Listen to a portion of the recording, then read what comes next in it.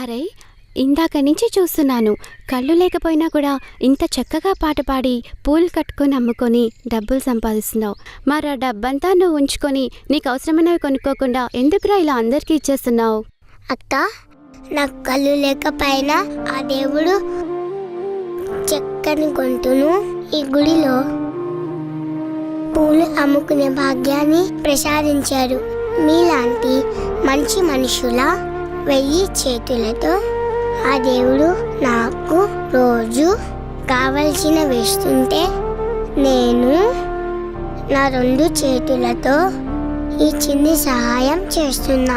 దేవుడు ఇచ్చిన ఈ భాగ్యంతో నా ఒక్కదాని కడుపు నింపుకున్న కంటే నా చుట్టూ ఉన్న అందరి కడుపు నింపితే నాకు చాలా ఆనందం.